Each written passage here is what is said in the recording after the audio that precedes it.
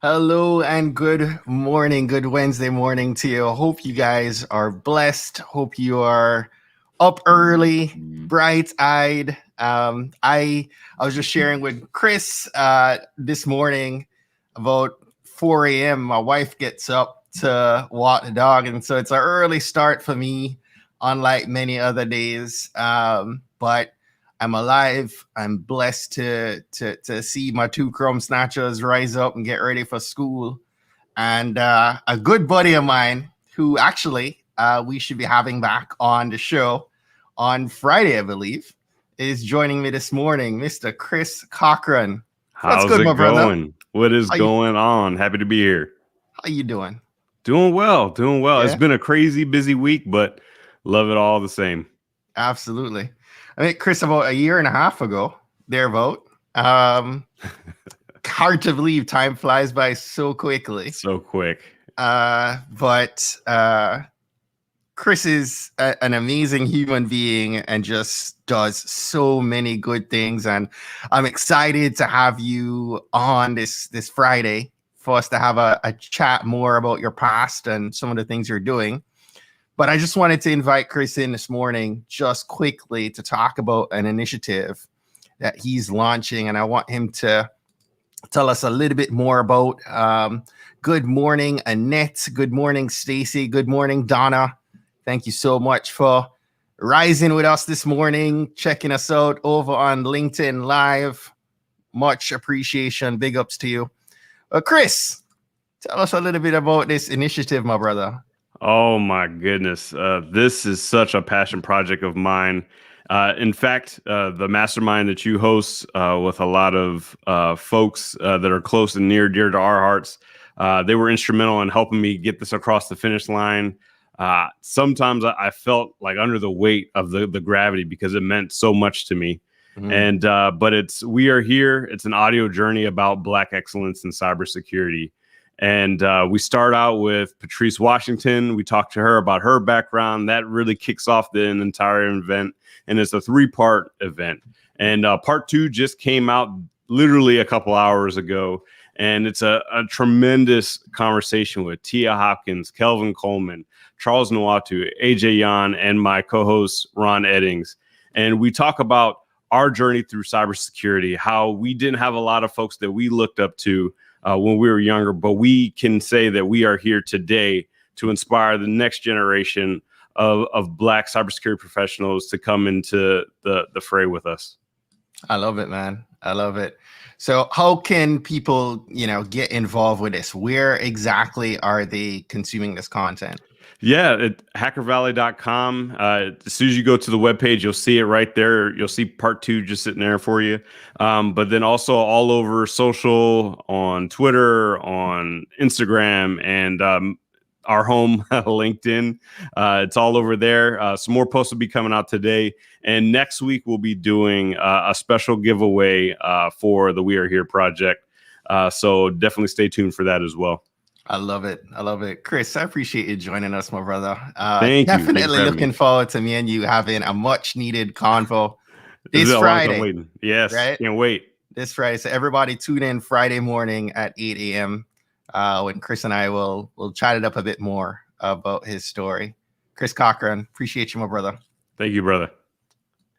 So this morning, I wanted to, yesterday I found myself talking a bit about just asking for the things that you need, right? I was sharing with somebody yesterday that while I'm blessed to have had many really amazing conversations on Trailblazers.fm, the podcast, which we're celebrating 5 years of Trailblazers.fm this month on February 1st, marked our 5th year anniversary. I found myself reflecting yesterday on some of the incredible asks that I've made to have really amazing, really dope professionals and entrepreneurs and leaders on the show. And many times, one of the lessons I've learned over this time is that sometimes you're going to make that ask and you're going to get a big fat no. And that's okay, right? Sometimes you are going to to ask. I remember just how excited I was getting a letter back from Barack Obama's office saying, no, not right now. Or asking, reaching out to even this guy behind me right here, Dr. Dennis Kimbrough, somebody I have the utmost respect for. And one of my favorite conversations on the Trailblazers.fm podcast.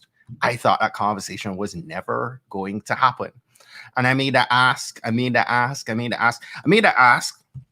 probably 3 or 4 times over a 2.5-year period.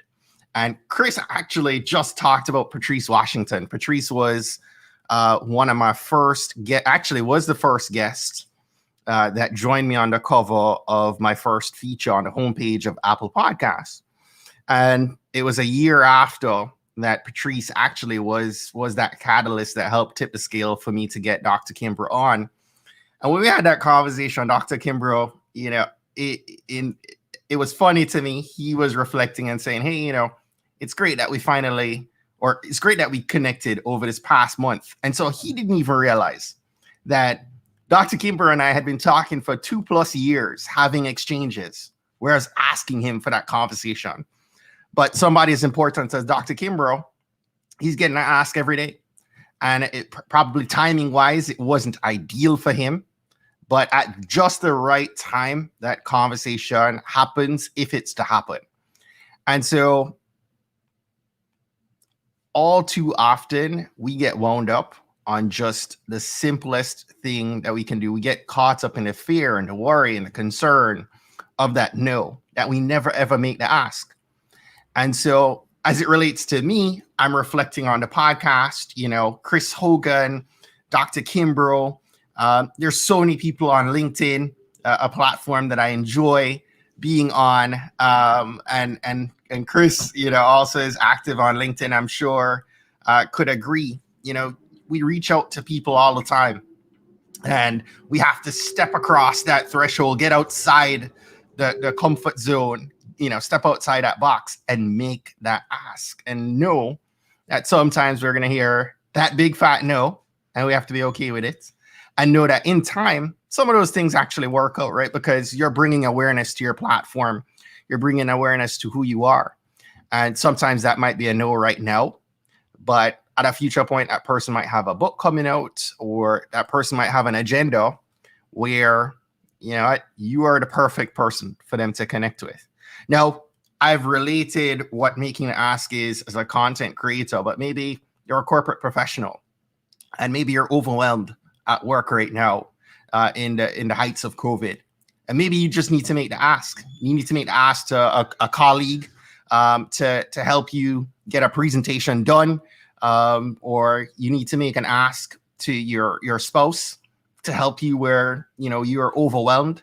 I know I've had to make the ask of my wife in this season where, so much is challenging, right?